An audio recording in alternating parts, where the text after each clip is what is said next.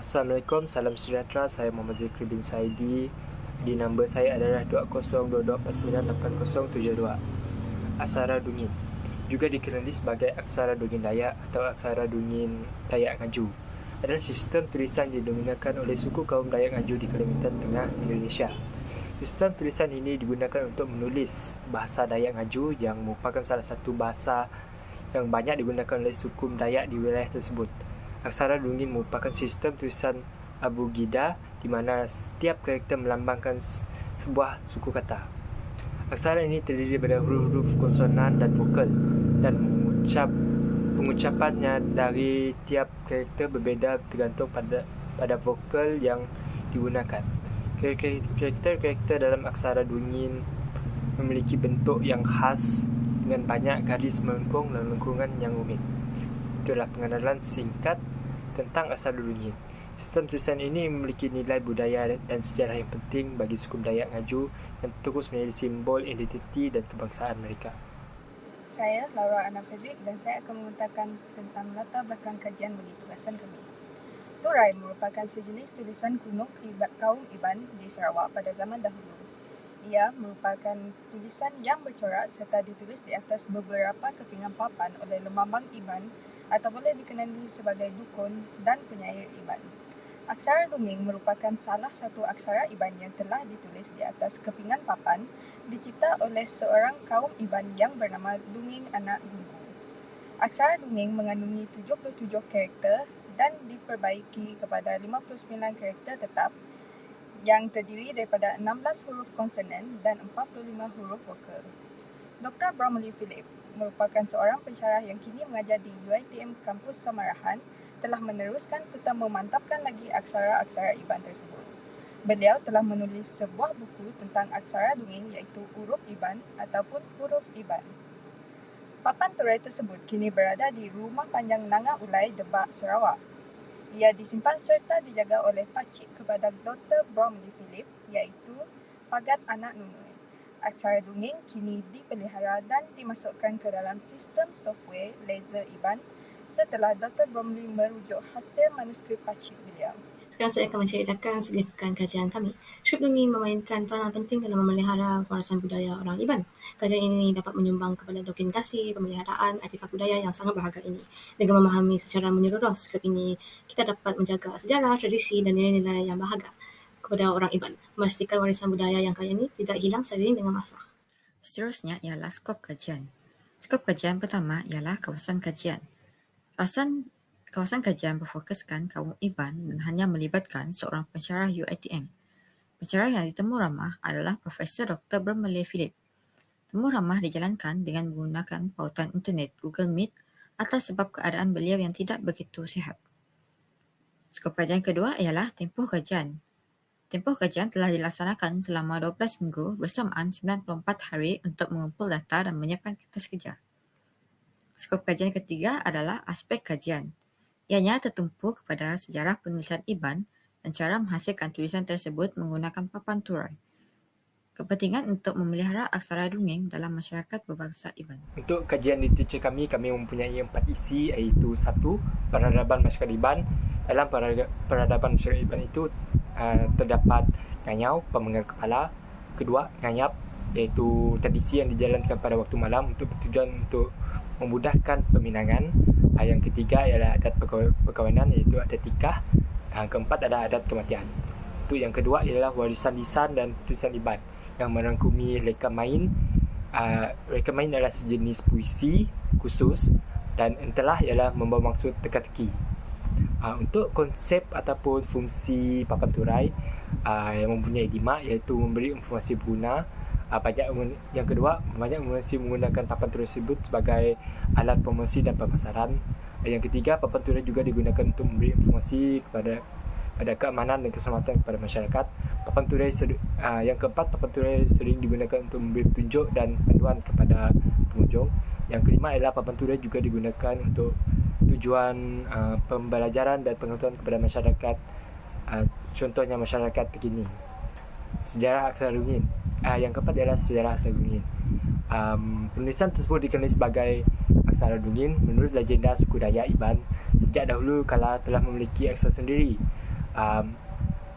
nenek moyang mereka melahirkan diri dari banjir besar sambil membawa kulit kayu berisi aksara Iban. Namun lantaran terkena air, aksara yang tercatat pada kulit kayu itu kemudian hilang. Sejak saat itu lahirlah tradisi menuturkan beberapa cerita silsilah dan adat kepada turun-temurun berdasarkan hafalan pada masyarakat suku Dayak Iban. Assalamualaikum. Saya Safura binti Balahan.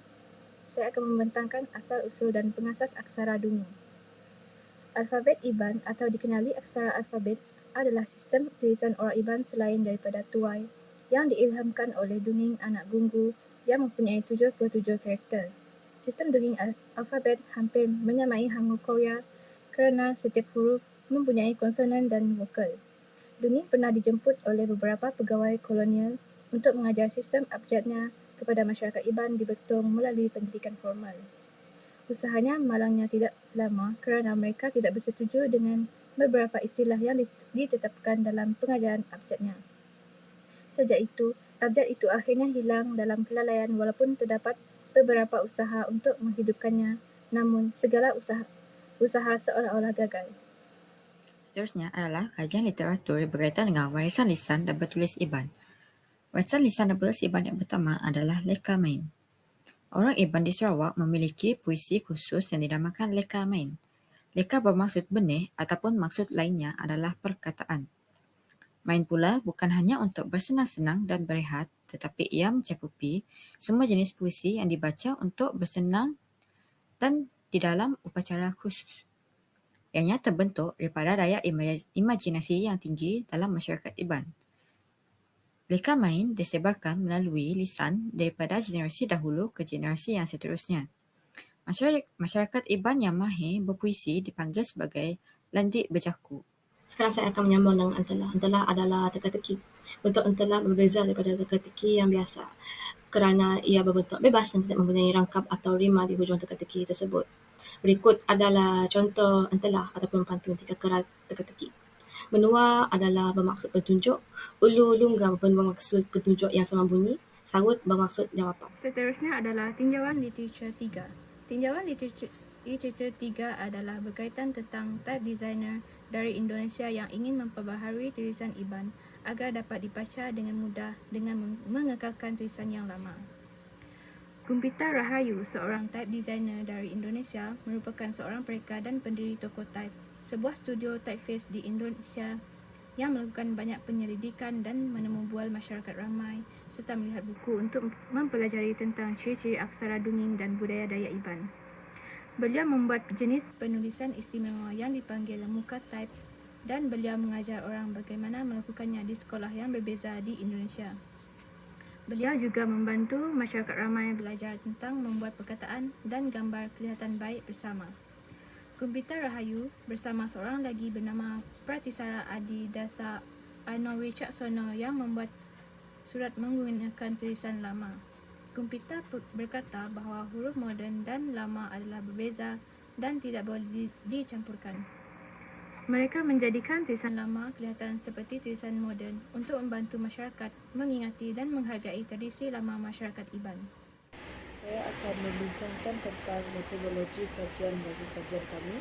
Kajian kami berbentuk kualitatif dan kami telah memperoleh data untuk kajian kami dari dua sumber, iaitu sumber data primary dan sumber data sekunder. Bagi sumber data primary, kami telah mengadakan sesi temu bual bersama pakar iaitu Profesor Dr. Beverly Philip dalam mengkaji patenturai urut tungging.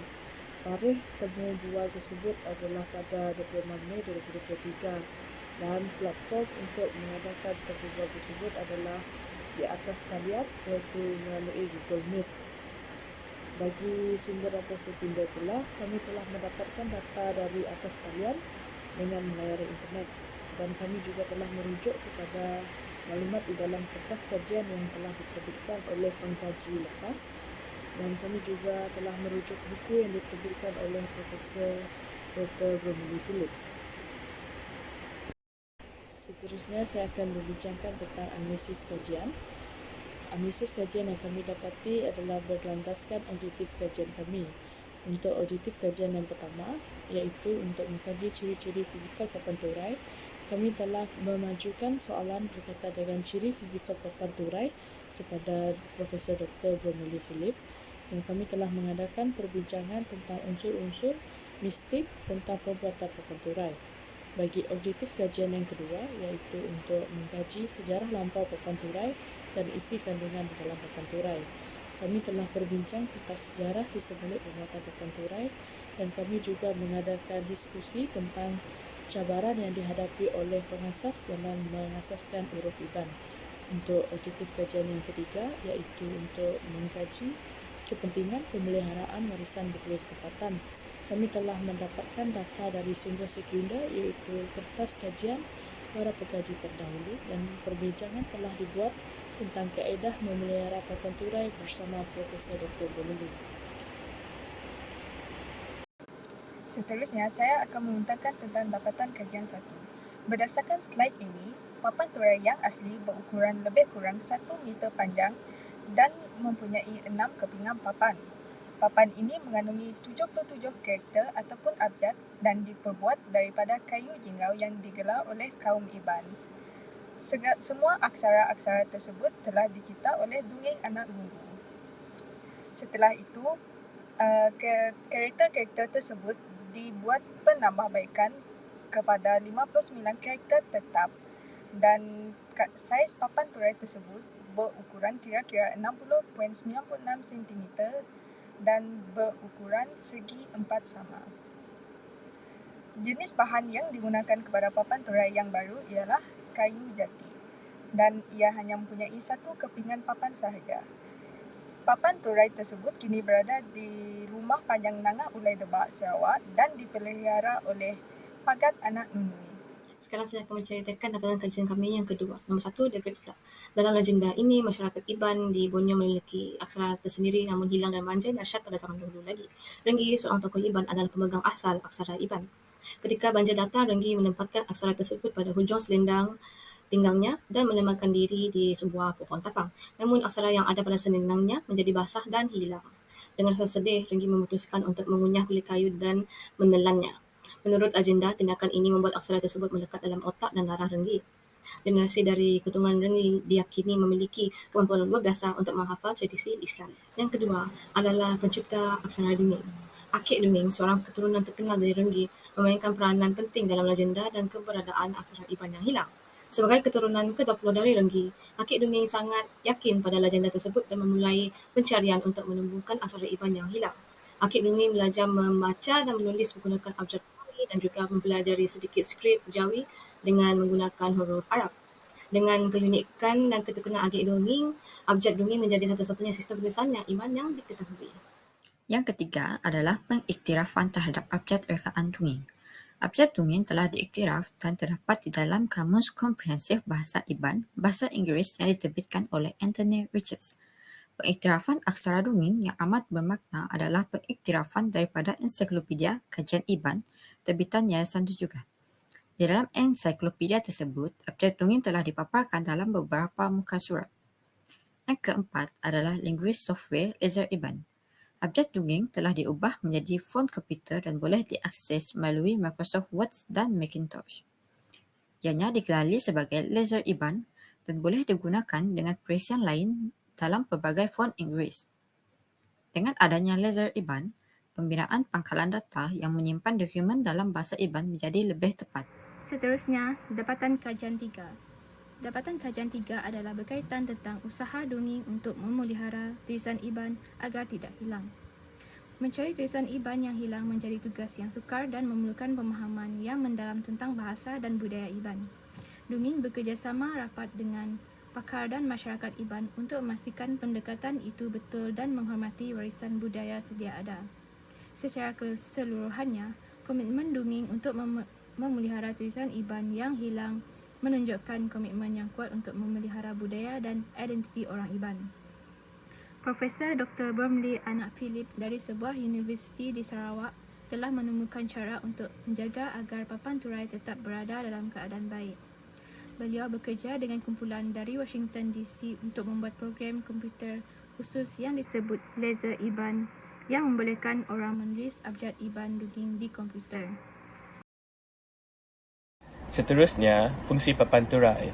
Ada beberapa fungsi papan turai, antara salah satunya memberikan informasi.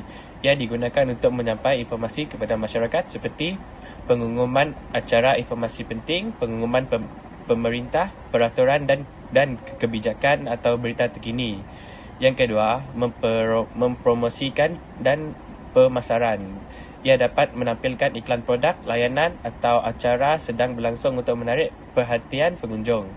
Yang ketiga, keamanan dan keselamatan. Ia digunakan untuk memberikan informasi keamanan dan keselamatan kepada masyarakat.